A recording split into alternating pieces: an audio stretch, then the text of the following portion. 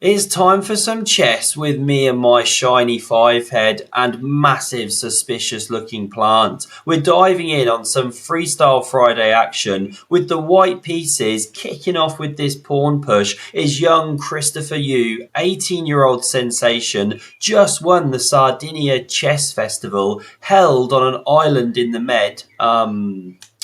Forgot the name of it now, but he won the Sardinia Chess Festival. He's flying high. This is a destruction of Hikaru in 19 moves. What a joke. And then for the main course, I'm bringing you some Hans Niemann bashing. And for dessert, well, you'll have to wait and see, right? Let's dive in here. It's online, chess.com. Pawn's already attacked. Hikaru ignores it, because if you take this one, then the knight hops out, rook h8's on the way, and you just lose too much time with your queen. All the black pieces flow in. So the pawn wasn't touched. Knight g3. Now we get this explosive move, opening the bishop. You could take the pawn, but it's defended, and keep your eye on this sniper. It's the star of the show, as we're going to see. These developing moves continue. Hikaru sets up that beautiful big black center. Now the bishop develops, and this is weird. You should just take a pawn here. Either way of capturing is decent. But Hikaru gets a bit frisky,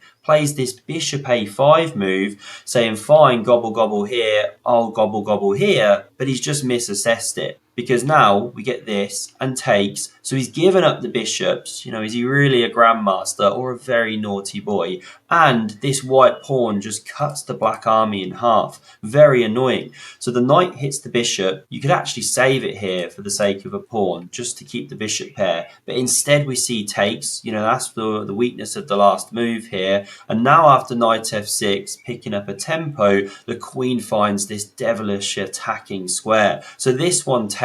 How do you recapture here? Test your skills. Well, of course, you go with the pawn. Well done if you realise that, because you're opening the attacking power of the cannon. We get knight takes in the centre. Yes, she drops the pawn, but look at this whirlwind of an attack now. f6 is best, but feels weird to push that one. Instead, we get e6. Queen slides, and now you really have to go g6 to blunt this rook. But no, Hikaru goes c4, explosive, looking for counterplay, but it's no good. Christopher now crashes through. Great move. Can you find the tactical shot? Remember the star of the show. Well done if you saw. Bishop takes on g7. And the problem is that if rook captures, not played, you can check. And if it drops back, okay, we take with a piece, pick your poison. If it doesn't drop back and the king goes, and the queen's picking up the rook. So after bishop takes on g7, the king sidestepped. Now we get another check. These horses leave the board, and by doing so, you've opened the attacking power of the d-file. The queen's on the f-pawn. King e8, the preferred move of the all-powerful engine, but then you can bring the bishop back, open up tension here, remove another defender of the king. It's unpleasant. Hikaru tries this one, allowing the check, but running the king to the c8 square. Honey, I'm home, but she's absolutely ashamed. You really messed up this time. Now we get a stunning finish. The final move of the game, move 19. Hikaru resigns. Again, do test your tactical skills. Look for the star of the show. The move is bishop e5. And the idea is, excuse me, you hit the queen, but you also open up this tension between the rooks. And so if you try this one thinking, aha, I'll take with check, now solve my problems, well, still there's two pieces hanging. This is the thing. Queen takes bishop, but then the rook drops. So anyway, Hikaru in this position resigned the game. It was futile. What a crush. And now let's jump to this, because this was an awesome game. These guys finished in the top 3, so this basically was deciding the event. Excuse me. So g4 opening up here, a kind of grob move. Now g6 from Hans Niemann, f4 played, and c5. Love how Hans handles the opening here. Let's see what he does. First, the bishop hits the queen. Don't Botez Gambit. He plays his favourite move. Learnt this from his distant relative, Hans Feingold. Now we see knight e3, and really that's an abomination of a piece. Blocking the pawn, very clumsy in the centre. Watch how Hans Niemann dominates it. Now we get this one, looking to challenge the bishop. We get e6, bishop d2, and d5. What an impressive centre. This guy's just bouncing around like a limp, lame pogo stick. Bishop a2 played, and great pawn push. f5, just locking down that white centre, opening squares for the black pieces. You know, this one's crying a bit, this one's crying a bit. The knight standing in the way, very bad position, takes, and now here's the funky thing. Castles queenside in that freestyle kind of way. The knight develops, always play king b1, the bishop activates, this knight joins the party, and Hans goes for a bit of oh himself, completing the rectangle. He absolutely loves it, has a full freak out at the keyboard. What a guy. Of course, that's a joke. That's a clip from when he smashed Hikaru one time. We get the explosive c4, and truly it's a terribly ugly move. Positional suicide on this poor guy. He's crying. What's the response from black? Test your positional understanding. There's only one move.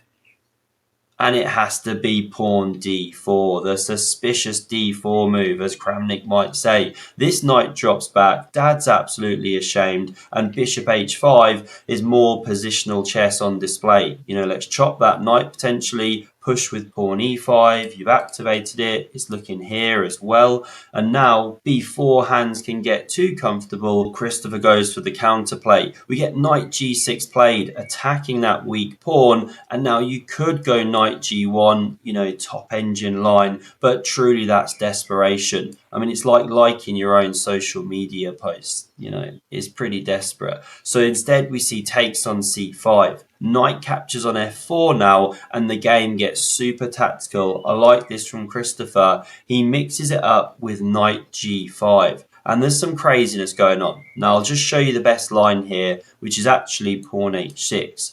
You want to kick the knight back, right? And it can't take here yet because this guy covers. So of course, what if we take, and then takes, and then takes? Nice. And hitting the rook. Well, the reason this is good for black is you can take here. This is how the line goes. I'll just show you the top engine ninja stuff. Here we go, and black emerges a bit better, mainly because you've got these pawns rumbling right. Plus, of course, these guys just looking very nasty. a5 could be coming soon. Fine, not played. This was best, but instead we get knight takes on e2. Now I mention it because it swings the game.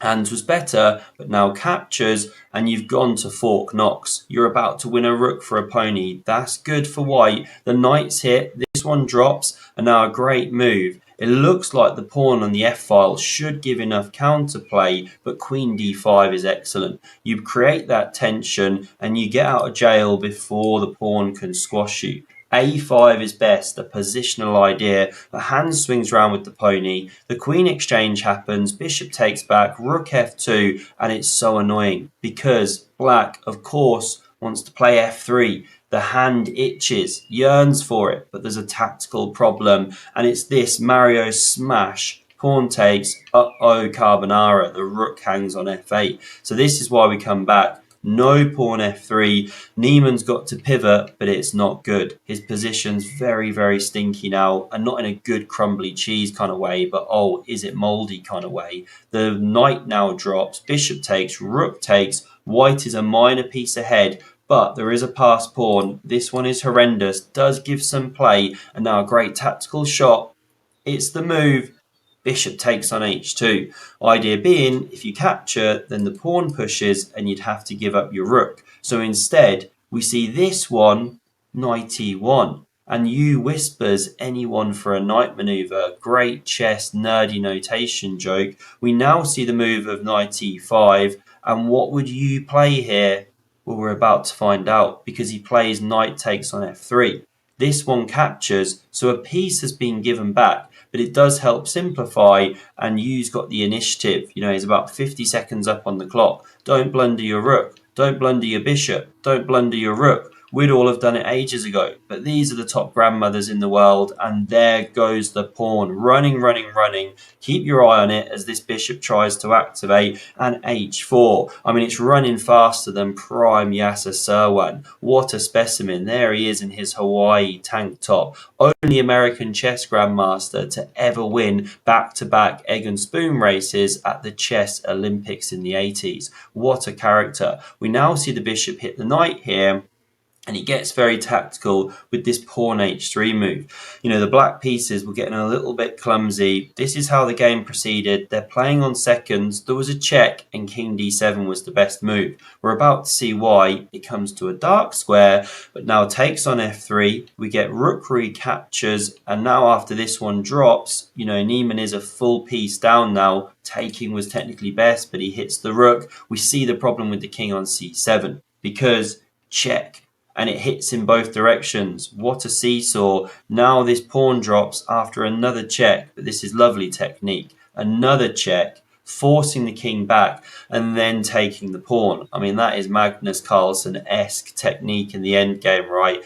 Christopher's really grinding. King d7, rook g7, check, king c6, another check, king d7, bishop e5 goes after the pawn. And after this one drops and defends and attacks, we see the king step up, another check, king b3, another check, king b4. And if you try a5 to then take here with check, well, the king actually hides out on a4. So king e7 was played. Now this rook spins around. That one's not long for this world. Bishop takes played. Pawn defended, and now we see the rook activating, converging on a square. King d7, bishop e5, great technique, going for the rook trade here. So the king steps in, now another check, king b7, and watch this, a stunning mating net is being woven.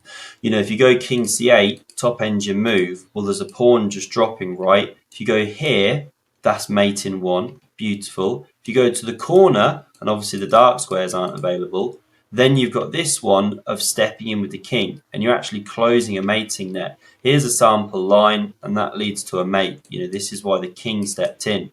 So we run back, none of those moves played. After the check, we see the king step up, but now we get the closing trap move, bishop b8. Really nice. It's unavoidable checkmate. Hand desperately gives the king a square here, but takes with check, and he resigns the game because king b6 runs into the very picturesque checkmate of bishop takes on a7. There's a nice one. So that was how the second game went, and then you went on to do this. Stormed the tournament, won the whole thing. Congratulations to him. And for your dessert, right, if you want to see some chess drama, this is why you now isn't playing chess in the US, because he ran into some issues a little while back. It's all revealed in this video on screen here. He is playing international chess still, although even that's causing a bit of controversy. I hope you enjoyed the game. I hope you enjoy the next video if you've got time to watch it. And thanks a lot for watching. Cheers.